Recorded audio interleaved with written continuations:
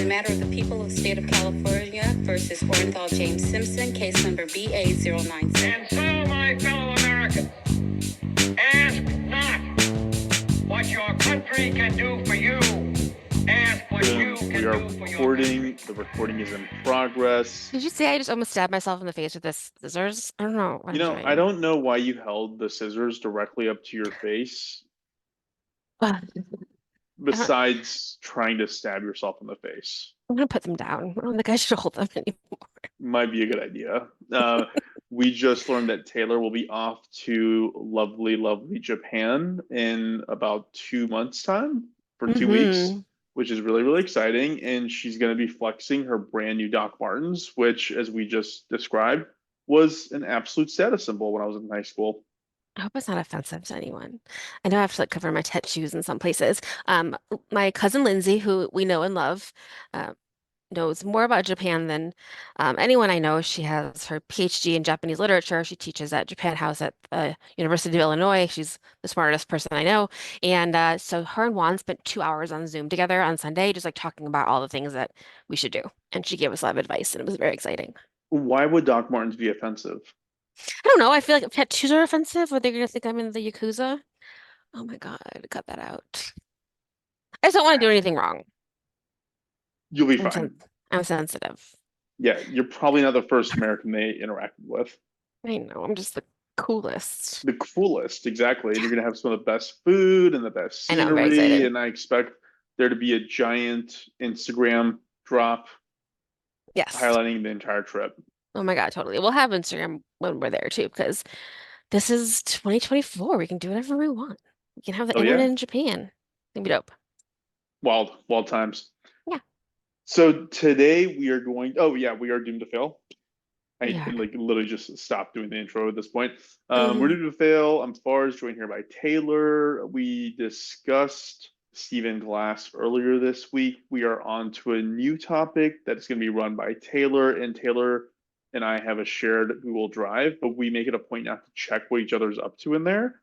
Taylor Mine says don't deliberately, look. deliberately asked me this week not to look, and I think it was mostly because of the fact that I was we took a little break between recording this time as opposed to usual, and so she thought I'd go and peek, which I saw your message and I did not.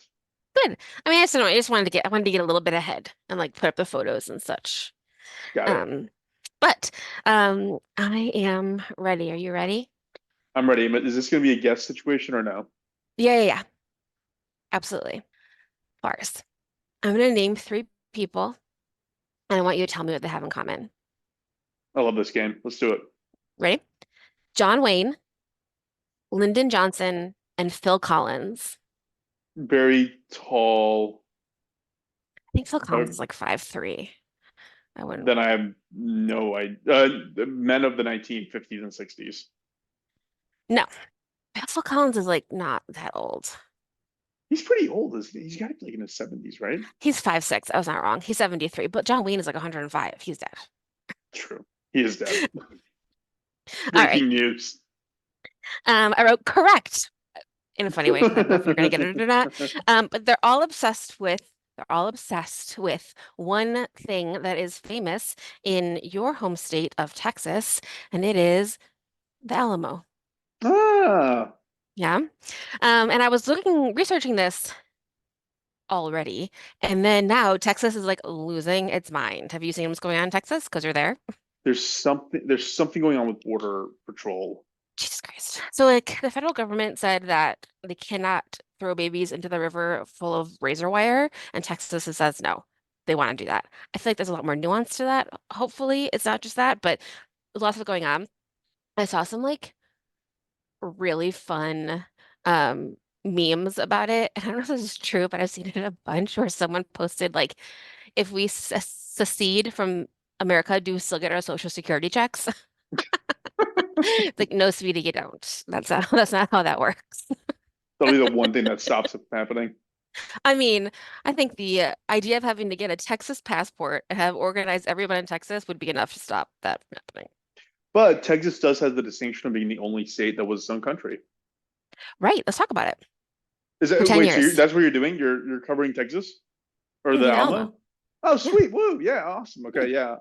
Yeah. Yeah, so yeah, like I been to the Alamo a million times. It's a huge part of Texas culture. In high school, they teach you a ton about it. I mean, in every part of education in Texas, they teach you about it. But I mean, I've been gone back and revisited it like in a very long time, so I'm excited. Yeah, and whatchamacallit, I was gonna say this later, but I can say this now that in like 2018, they tried to get Texas to stop calling the people at the Alamo heroic because heroic implies that they were doing the right thing. And like someone went to the Texas Board of Education with that, and the Texas Board of Education said, no, we have to keep teaching them as heroic. Yeah, but I mean, I have a working knowledge of what happened. I mean, they were standing up to San Jacinto and his military. Santa Ana, Damn and it. you know why? Because he wanted them to come back to Mexico. No, He wanted Texas to come back to Mexico. Texas was part of Mexico. Fuck. I'm Okay, gonna you tell you know what? all this. I'm Why gonna take don't I just back. tell you? Just tell me. I'm gonna take back everything I said I knew about it. It was a long time ago, people. I'm nearly 4 years old. I wasn't in high school in like 30 years. Okay, so yes, it is the Alamo. Like I said, I've been thinking about the American West and we've been talking about it. And I remember that I read a book called Forget the Alamo that our friend Beth told me about. And I thought, oh, I'll read that again. Like while I was like in my break and like painting, I was like, oh, that was fun to read. I'll read it again. So I have this app called Everand. It's like $10 a month and you can get like most books on it like pretty immediately. You don't have to wait. So I was like, oh, I'll find it there.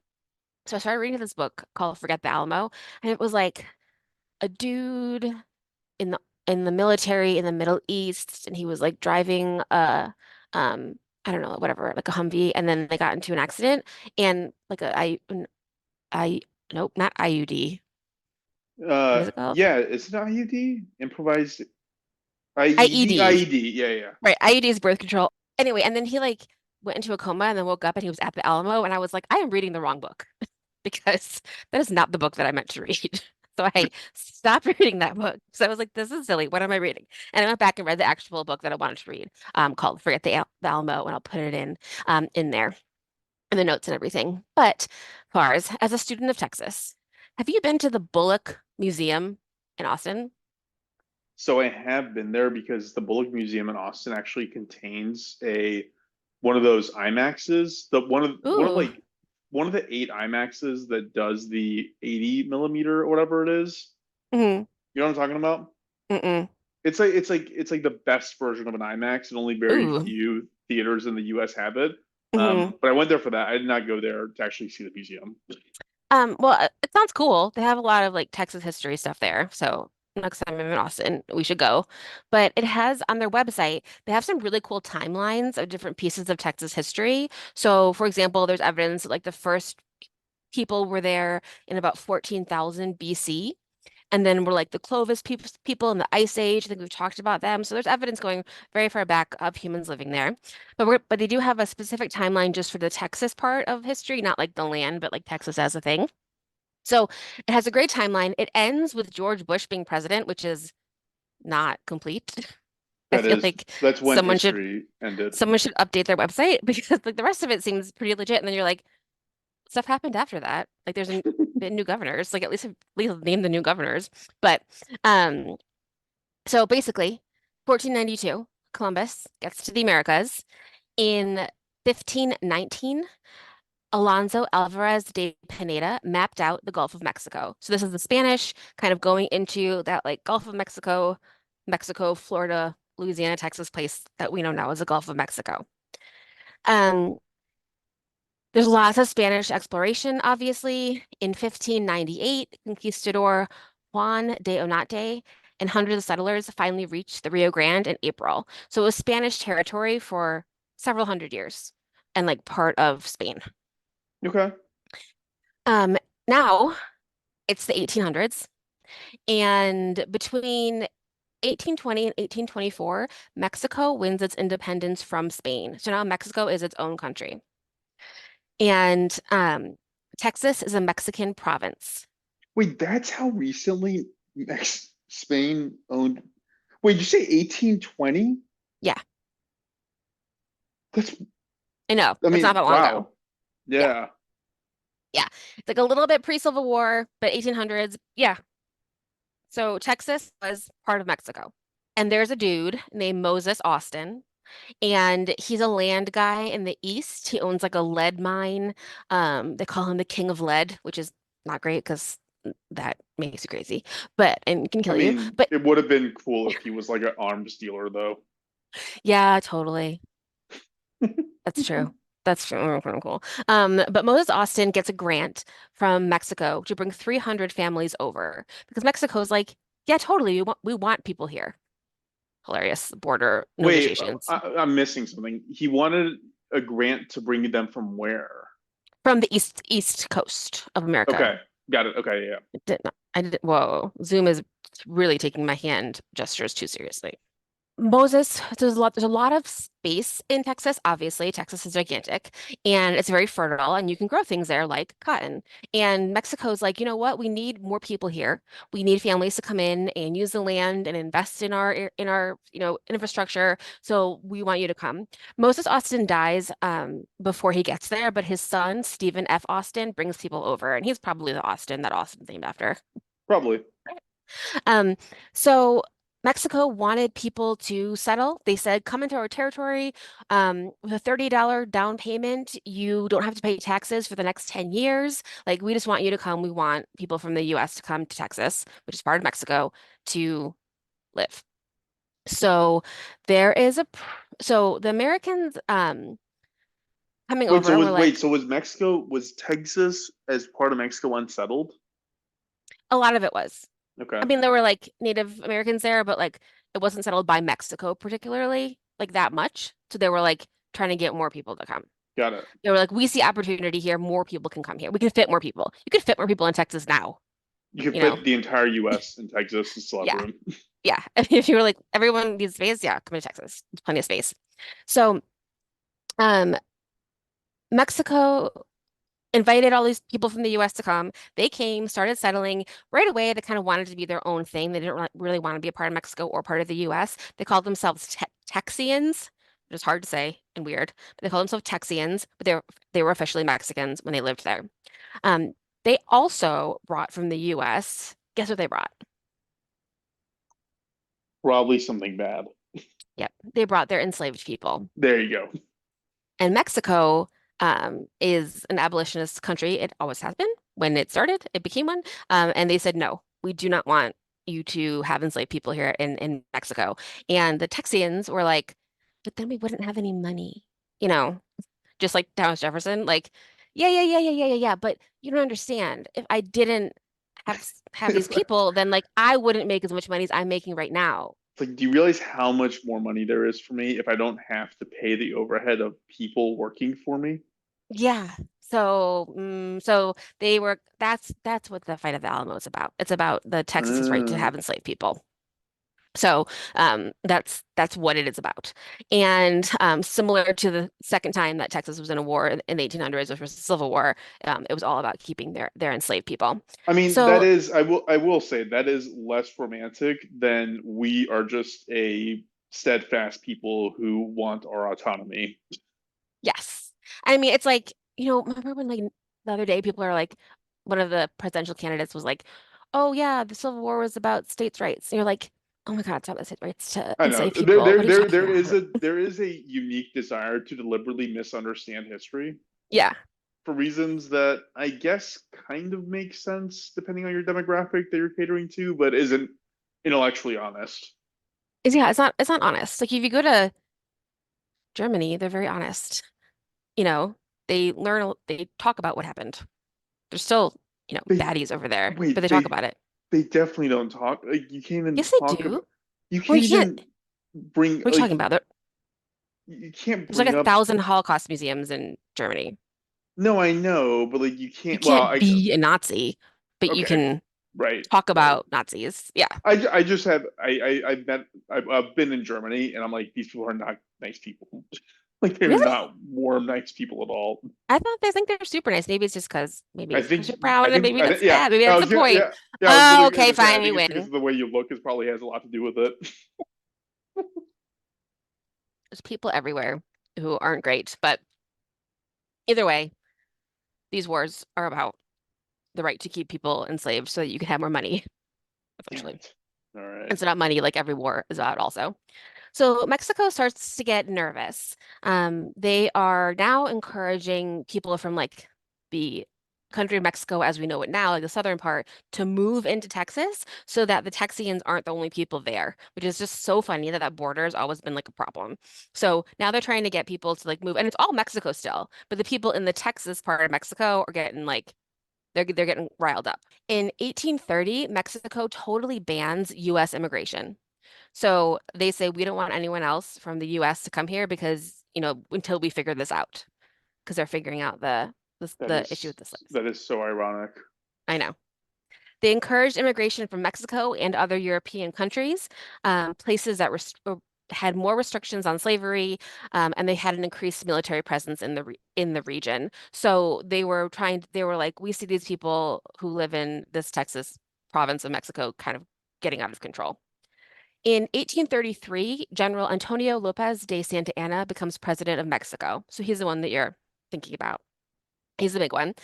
There's a battle that he becomes president during that I'm not covering right now, but there's a few constitutions. A couple of them were like, we can give Texas a little bit more freedom to like do their own thing, but it ended up in one where they want to make sure that Texas is a part of Mexico and adhering to Mexico's laws, right? Yeah, makes sense. I wrote no mas shenanigans, which I'm sure is what they said in that meeting. So on October 2nd, 1835, the Texas Revolution begins. Guess what? I didn't even write down who said this because it's so stupid, but someone said, come and take it. And I'm sure you've seen that on like all the bumper stickers in Texas. Yeah, it was You've seen that. probably Stephen Stephen F. Austin I or don't think it was Austin. It was someone else, but something um, Bowie or Houston or no, one of it those wasn't guys. Bowie or Houston. Anyway, but Ted Cruz tweeted it the other day, which, made me laugh again. Oh, Um, Ted when Cruz, you're the worst example. getting people in line to get their Texas passports, you give us a call, Ted Cruz, when you need FEMA. But so Well, someone he's responded, literally on his way to Mexico in the middle of like as he's fleeing the country. he'll be like, can Texas be part of Mexico again? It's so much warmer Um, down here. ugh, so funny. So someone responded to that tweet. We've done that twice already. Like we've already stop it. Um, but on March 2nd, 1836, Texas declares its independence. On March 6th, so I'm gonna tell you what happened and then tell you what happened at the Alamo. So on March 6th, 1836, the Alamo falls. We'll talk about that in a second. After that, there's another battle of San Jacinto on August 21st, 1836, where the Texians win. And on Yep. September 1st, 1836, Texas elects Sam Houston as its president. Blah, blah, blah. 10 years later, they become part of the US.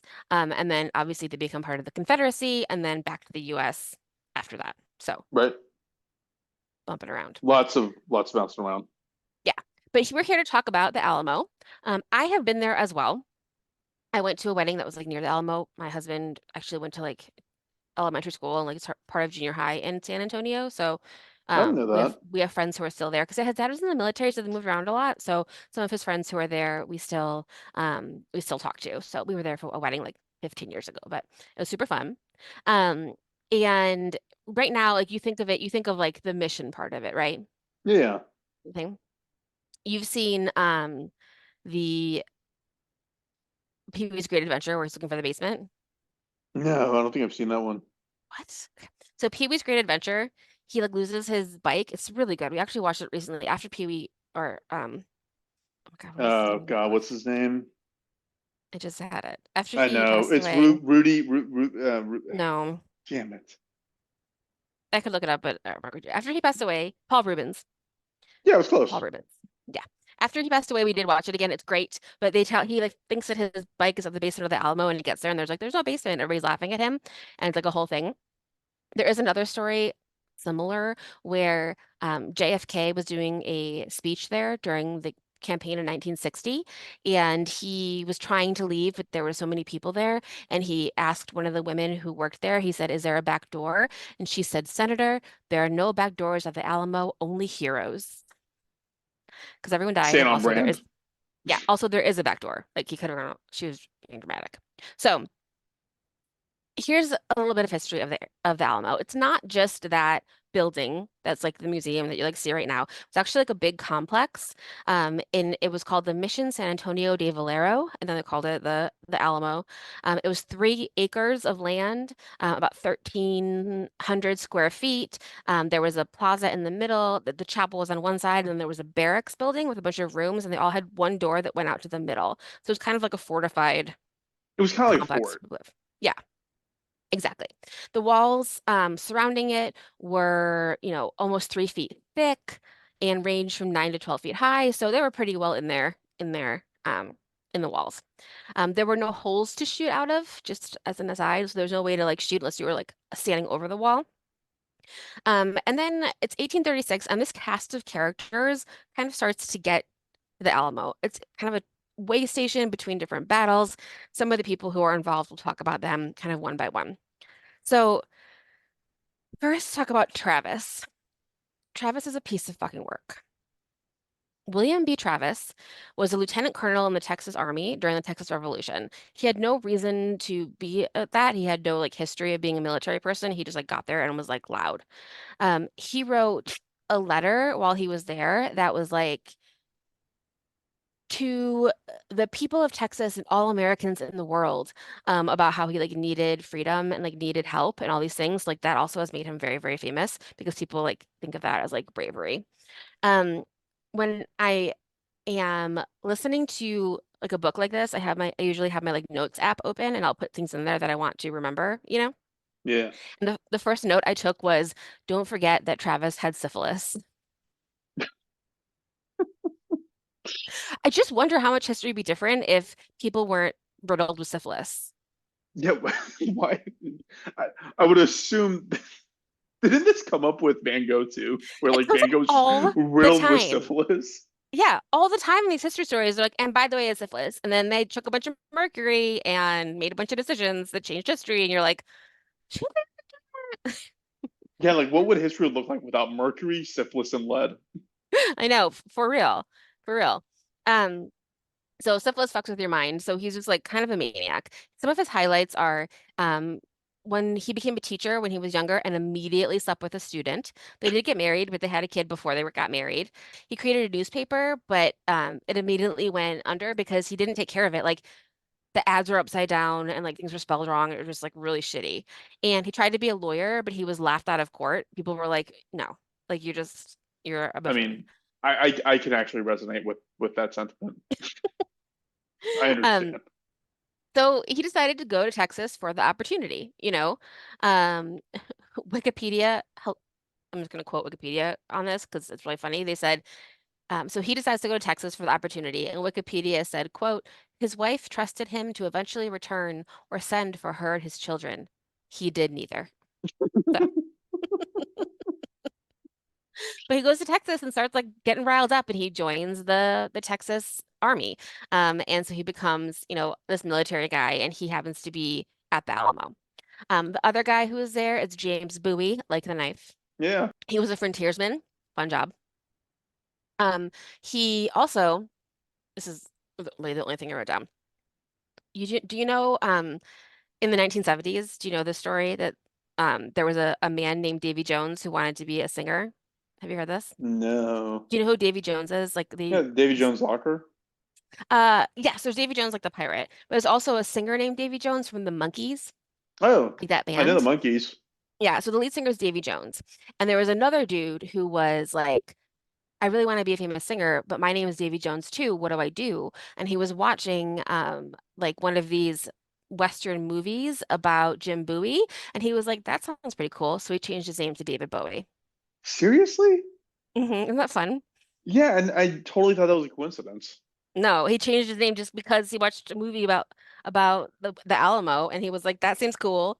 And I'm definitely gonna say Bowie instead of Bowie this entire time from now on. But because hard to Yeah, say. go But isn't for it. that fun? Yeah. Yeah. Yeah. So, so James Bowie is there. He probably doesn't like deserve the myth around like the knife. He started to see it and then he started to, like mass produce it, and then like sell it and all of that. But he's part of the army and he's there. And then there's the King of the Wild Frontier. Who's that? It's the guy who wears the armadillo hat. The raccoon hat. God, you know what's funny? I was thinking this whole time that our listener, my friend Daniel, he is going to listen to this and then text me like, "You paid attention to absolutely nothing in school." Well, maybe, maybe not, because I feel like the way Texas teaches it is not the way I'm ta telling it right now. I And like mean, no, because I'm when you taking my said bias and raccoon, being very, oh yeah. Could you imagine having an armadillo hat? Do you know what yeah, like armadillos why look would like? like, that's just stupid. Like why would I ever assume it's like I feel wouldn't like they'd you be just good to wear on like a horse because it's like a helmet. yeah, wouldn't you just get leprosy like all over your head? Like it would be a horrible idea to wear the skin of an armadillo. I So don't think anyone yeah, does that. No, you're right. They do carry leprosy. No, Um, nobody, even in this story, now that you said, I was like, oh yeah, it was obviously a raccoon. So like, sorry, Dan. um, well, Davy Crockett is more folklore than real man. His name was David Crockett. He didn't really love the name Davy Crockett. He was a U.S. congressman. Did you know that? No, And he voted against some things he didn't like. He didn't like that West Point was just for sons of the wealthy, and he didn't love Andrew Jackson's horrible shit that he did to everyone, which is like fair. Um, but eventually he did leave, and he said something very famous. I don't know if this is 100% true, but I did hear one of the January 6th wives say this after her husband was sent to prison. But David Crockett, uh, allegedly famously said, I told the people of my district that I would serve them as faithfully as I had done, but if not, they might go to hell and I would go to Texas.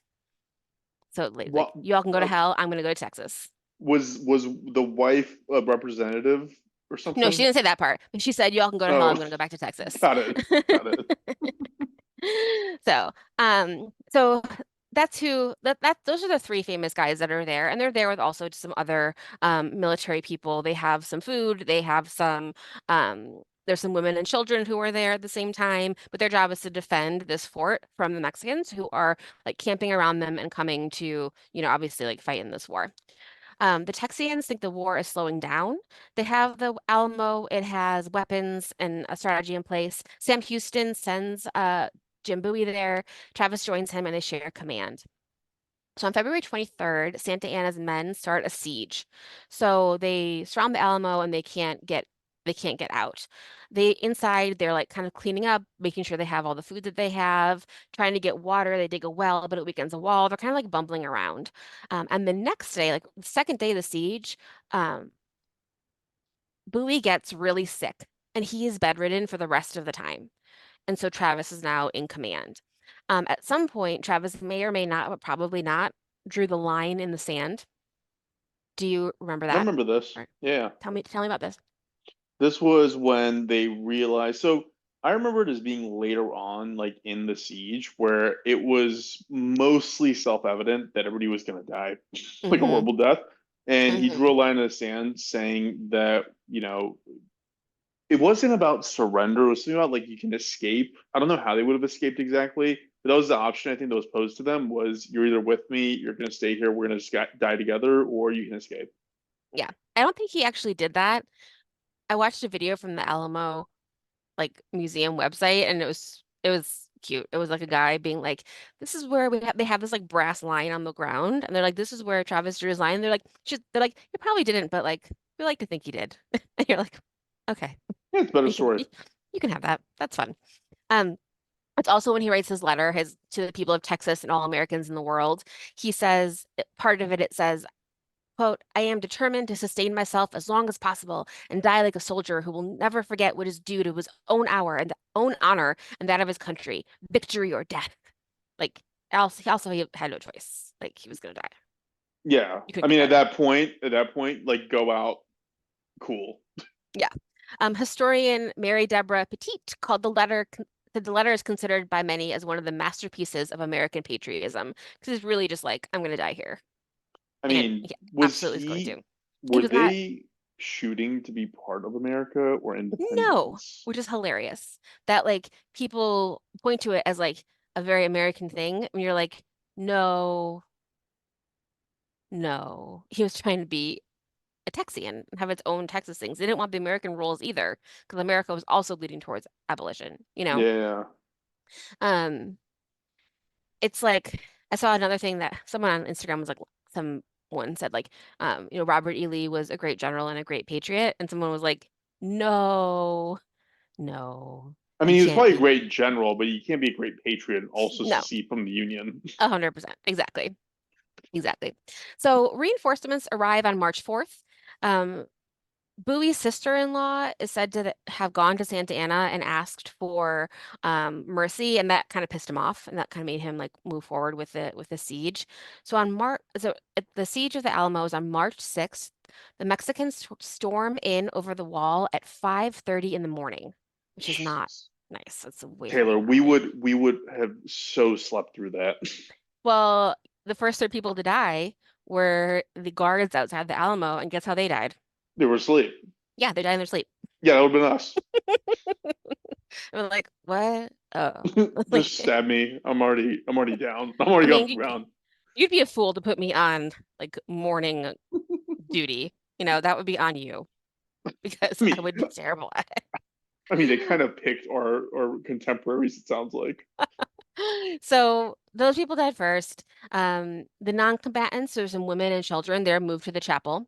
And the Mexicans came over the wall in such a dense wave that it wasn't good for anyone. So the Mexicans couldn't move back once they started moving forward because there were so many of them like running into the Alamo and like trying to climb the walls. Like they could like their ladders didn't really work, so like trying to climb the walls. They were trying to like jump over the gates, trying to do all these things, and they're coming so fast that the Texians inside can't even hold their guns straight because they're coming so fast at them.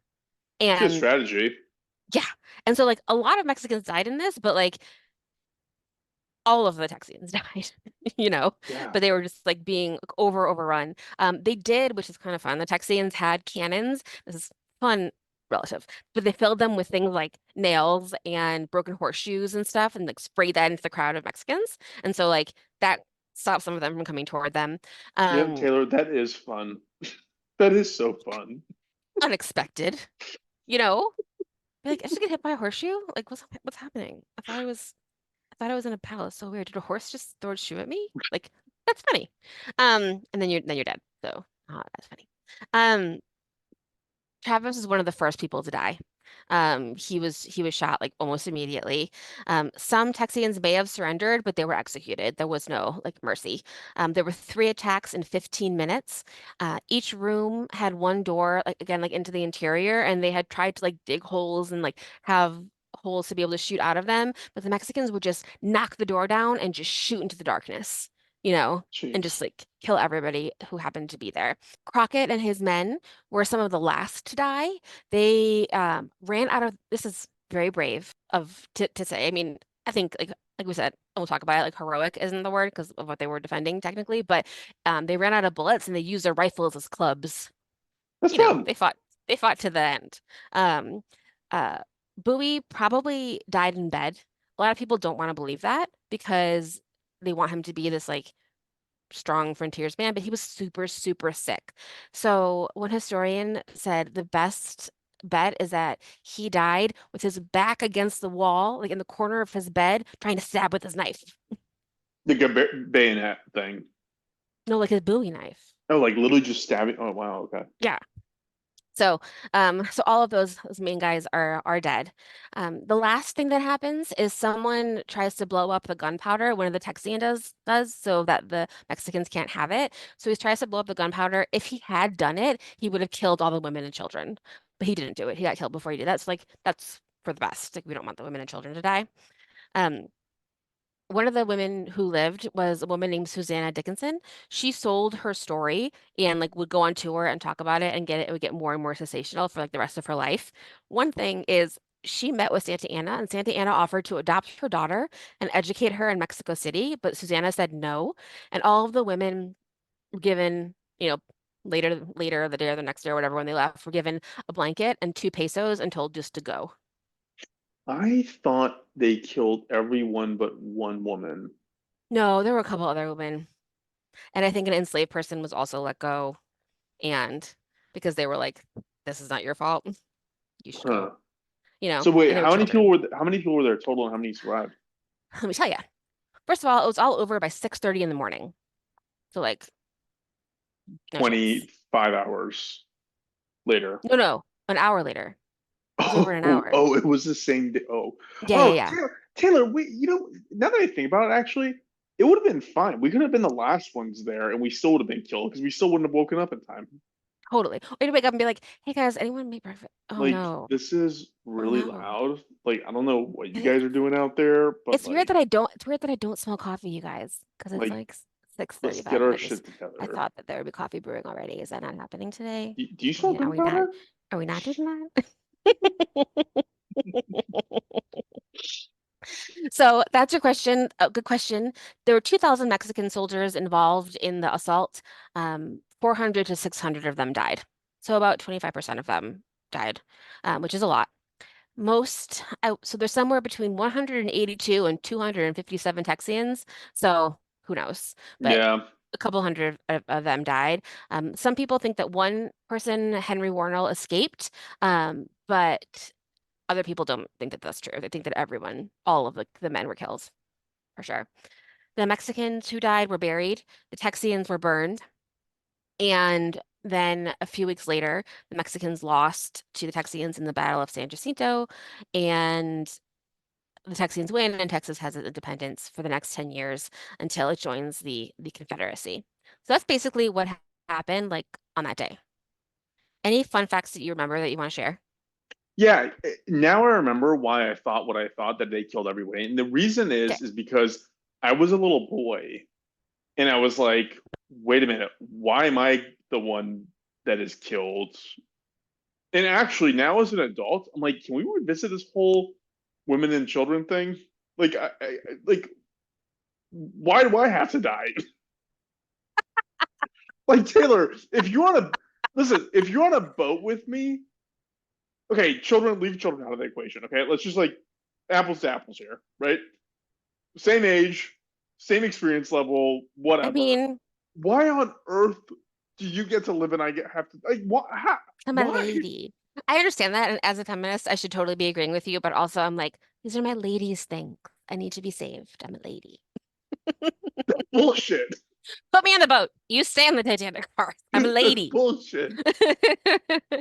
Oh man, okay. I need, you know what? I can never campaign on this, but I do think I have a point here. Fair, but I'm not giving that up. I'm not giving Yeah. women and children up first. Okay, children I can accept.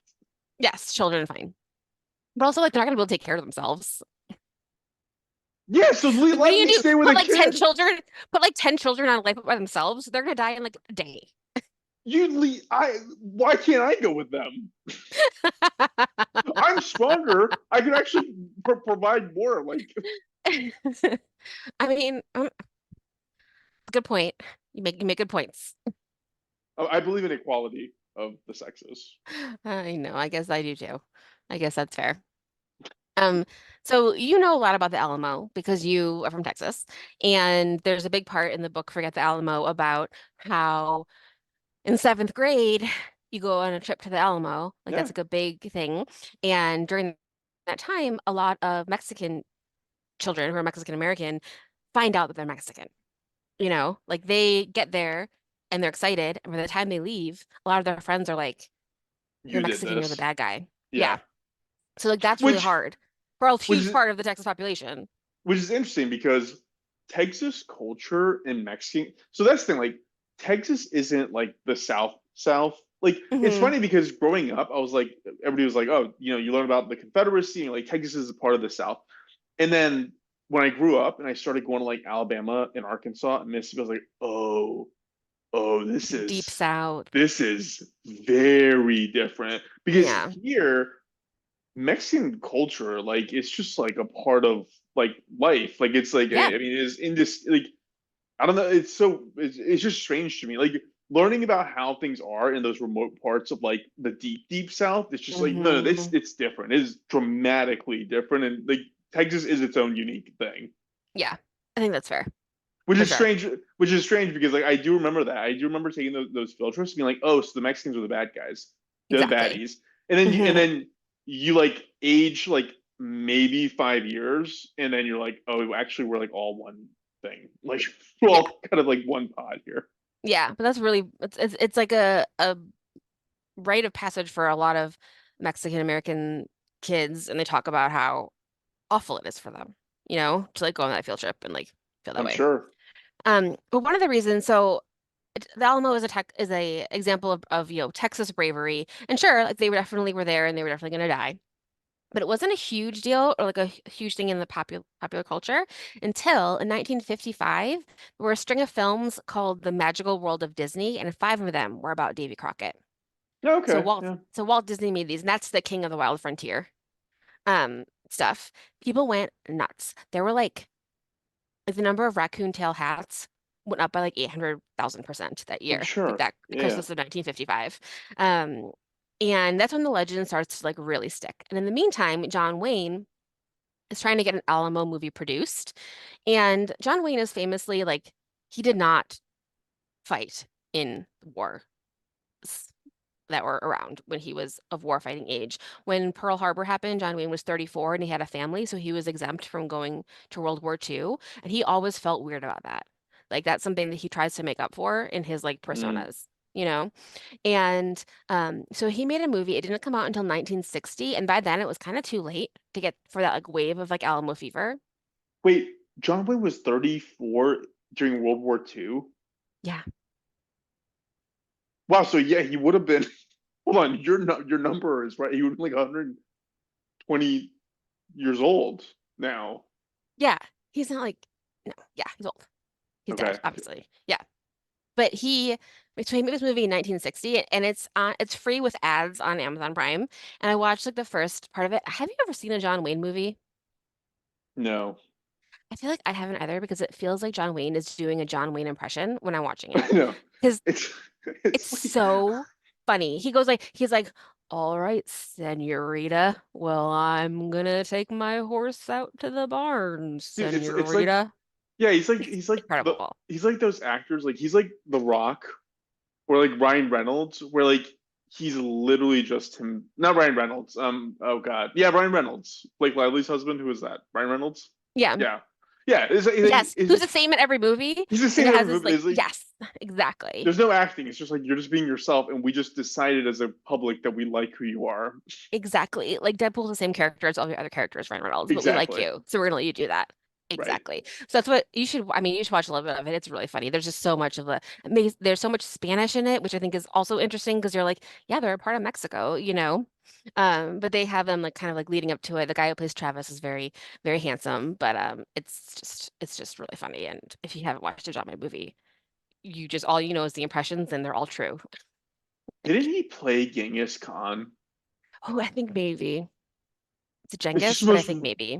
It's just like 'cause that's the thing that like stuck out. Like when I thought of like John Wayne was like him trying The to pass Conqueror, himself 1956. off as Indeed. Mongolian. It's like seriously, this is the best guy we could get to Oh, play a wow. Yeah, I Mongolian. know. That's a lot. It's a lot in there. It's a lot. It's called the Too much. Conqueror. Is that what you said? Yeah, I'm looking at the pictures and there are a lot. John Wayne.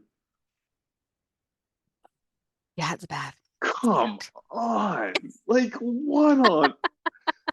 Who cast this? It was like this.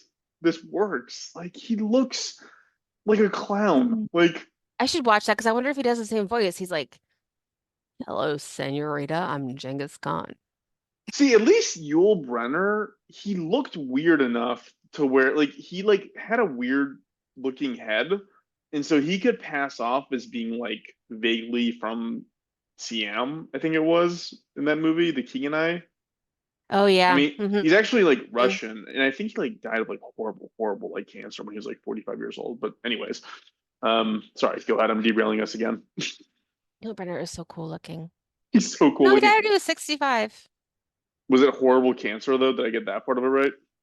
I don't know, but he's Russian, but like Asian Russian. Mongolian. Like that's what it Yeah. was. Like that's like Yeah. he was from a steep or steppe or whatever. Like that's kind of, yeah. He died of Hmm. lung cancer. Yeah, he died of lung cancer. Oh, he looks cool as Ramses II in the Ten Commandments, also from 1956. Okay, we're derailed, but That is a cool picture. right, he looks cool. So It was like a cat, right? Do you see it? Does kind of look like a cat. yeah, he looks cool. I like it. I like his vibe. I should watch The King and I again. Very fun. Um, so okay, what am I even talking about? The Alamo. Yeah, what are we doing here? Jesus Christ. Okay, so that's John Wayne. Do you remember the three people that I named at the beginning of the story? John Um, Wayne, oh yeah, Phil Collins, hmm and Lyndon Johnson. Lyndon Johnson. Yep. So Lyndon Johnson would talk about the Alamo so much. He would read this poem about the Alamo that his mom used to read to him when he was a little kid, and he would talk about it. And he got to the point where he'd be like, when my ancestors and my great great grandfather was at the Alamo, and people were like, what? Just making stuff up. Like it was none of that was true. They just But internalized it. he was just like so excited about it. He would bring it up all the time when he was like doing his own policy stuff. Um, and I'll talk about Phil Collins in a minute. Well, let me talk about it now. So there's an Alamo museum that Phil Collins has donated his collection of Alamo shit to because he's obsessed with it. He's like he would go to San Antonio all the time, talk to the curators, talk to all these people. He has all this memorabilia and shit that like probably isn't real, you know? Yeah.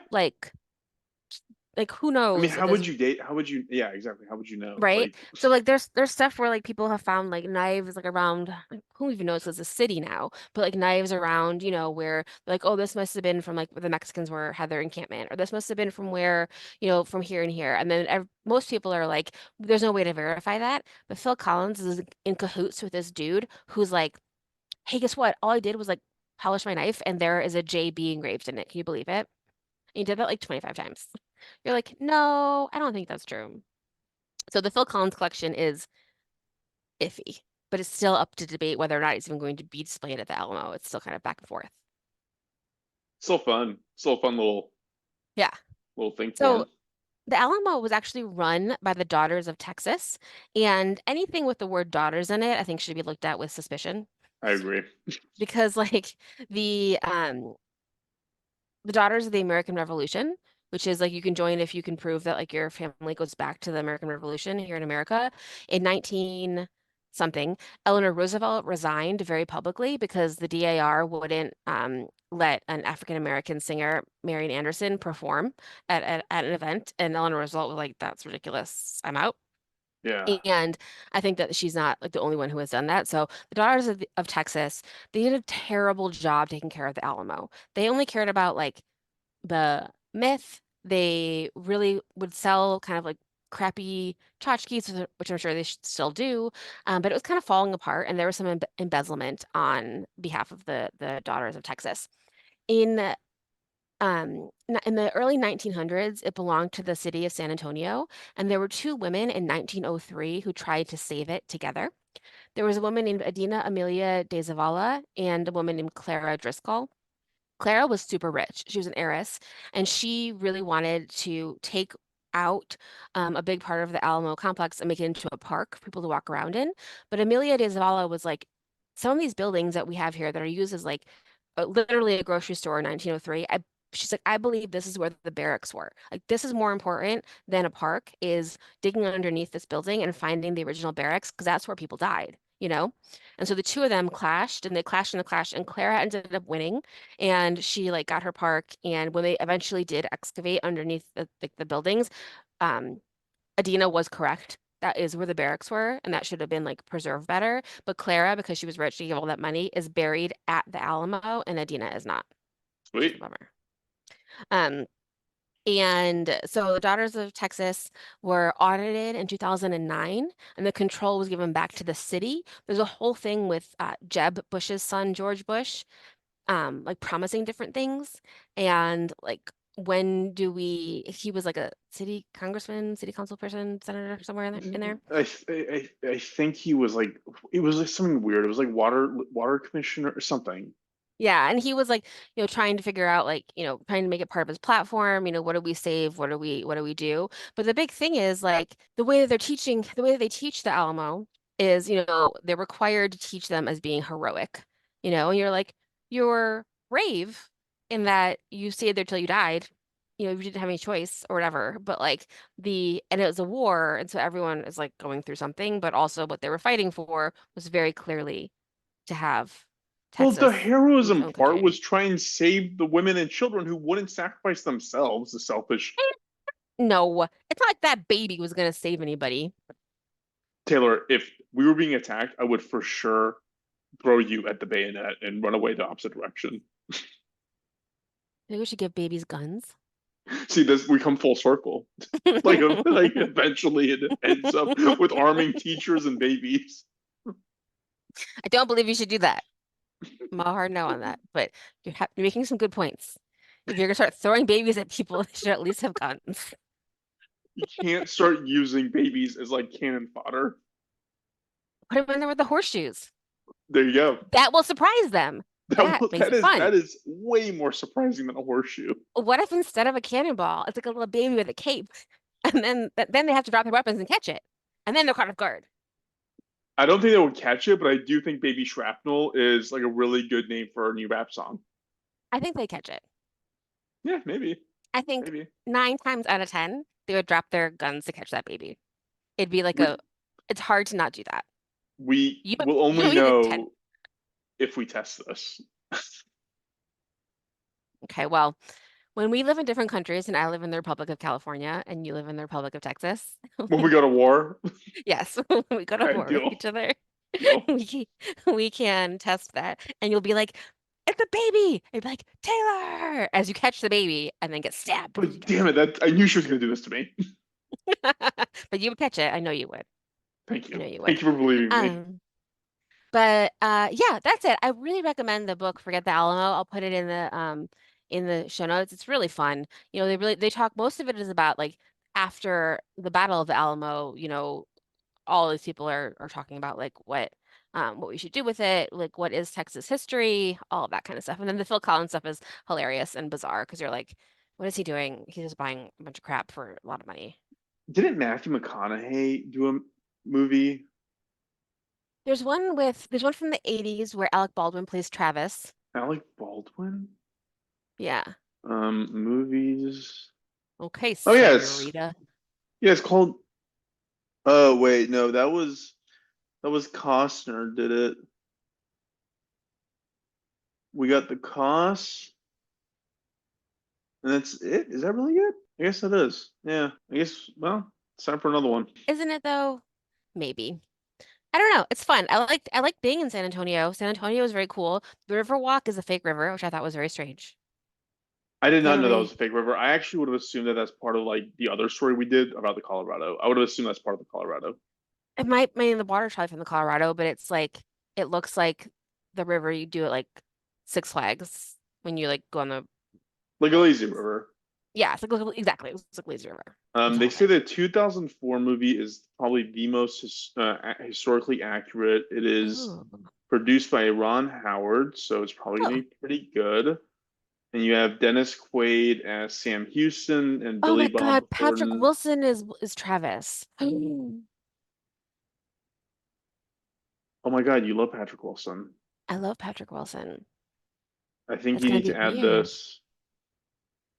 Emily Deschanel's in it. That's weird. Really? Yeah, I wonder if she talks like Bones, 'cause that's the only thing I can think of. I've literally never seen her in anything else. This could be good. This could be a pretty fun watch, actually. Yeah. It says you will never forget on the thing.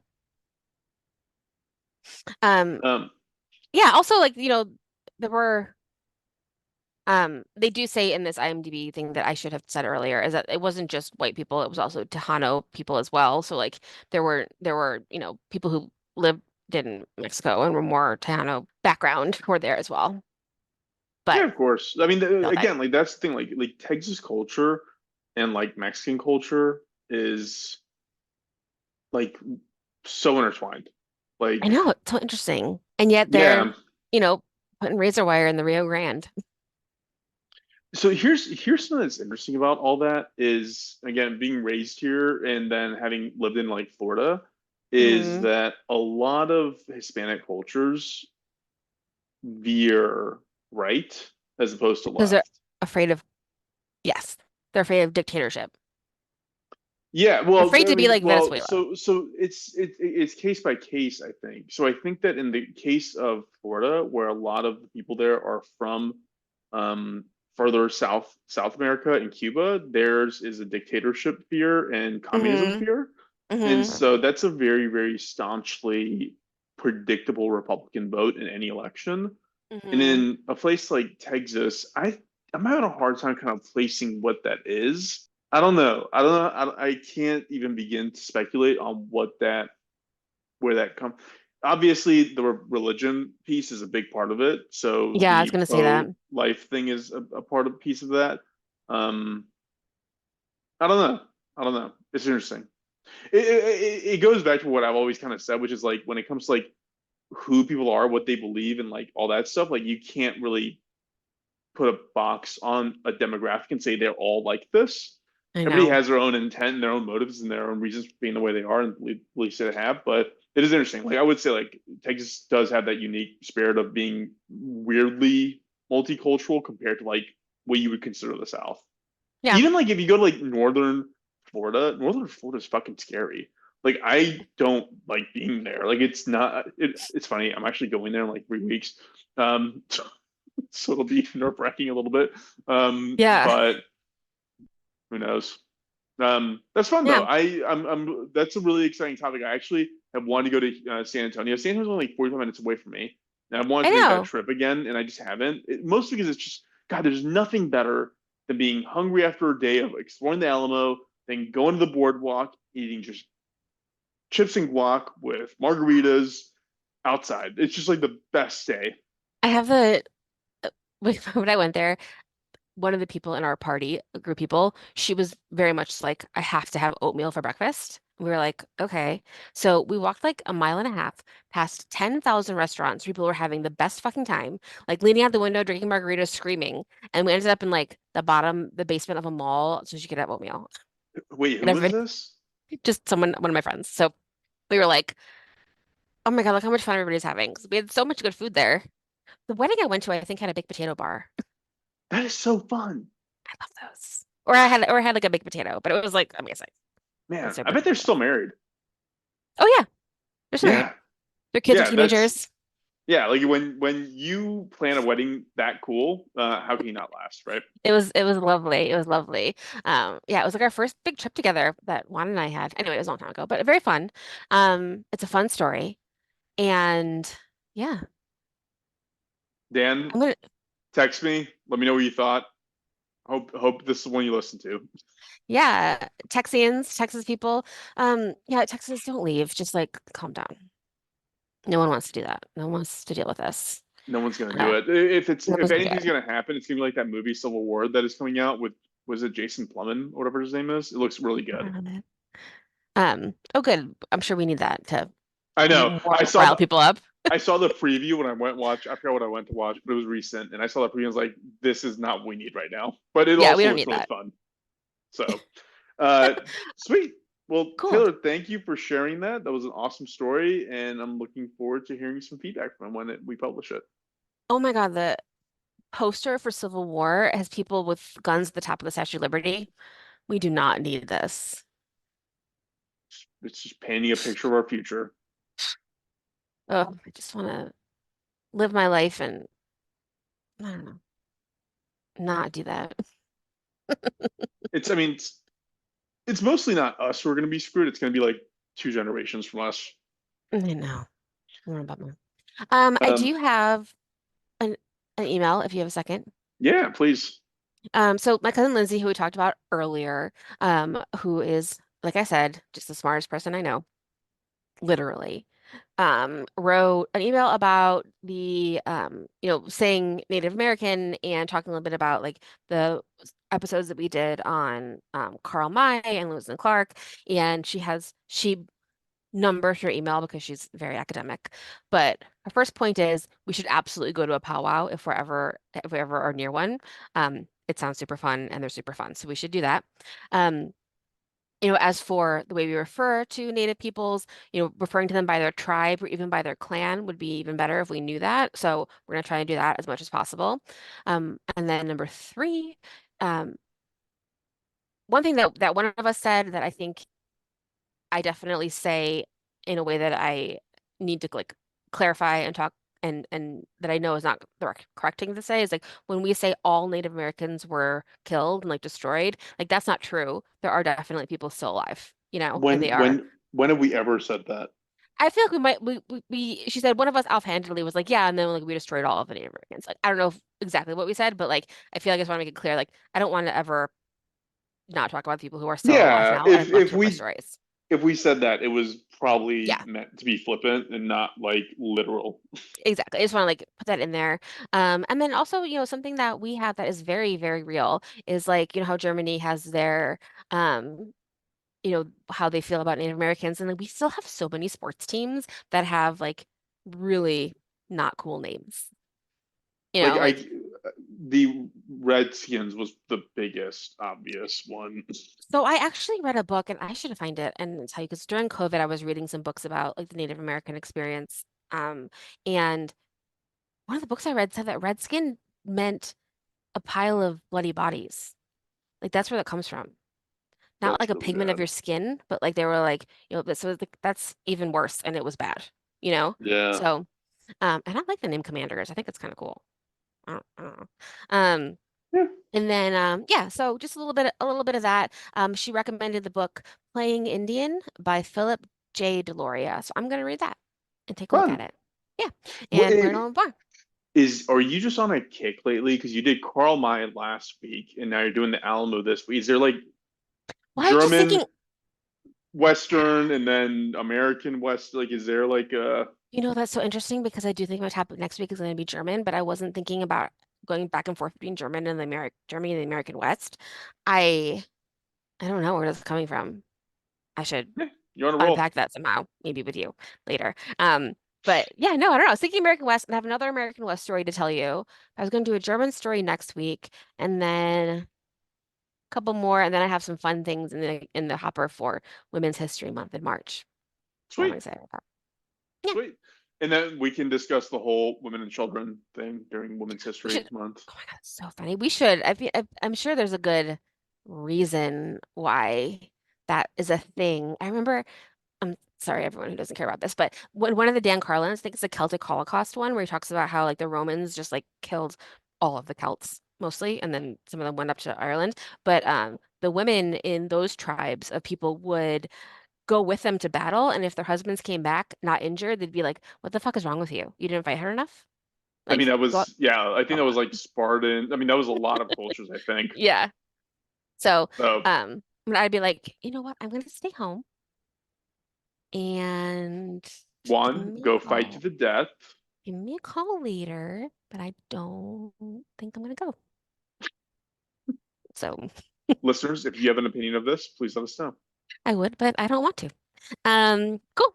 Well, thank you, Farts. Thank you, Um, Taylor. thank you, everyone. We can go ahead. Oh, yeah, write to us at doomnflpod@gmail.com, on the socials at doomnflpod. Tell We your love to friends. get feedback. Tell all your friends, tell your friends, tell your family, grab their phones and then subscribe them to us without even That'd be telling them. awesome. That'd be great. It'd be Five amazing. stars. 5 stars. 5 stars us. Sweet. Cool. I'm going to go ahead and cut us off, Taylor. Thank you very much. Thank you. And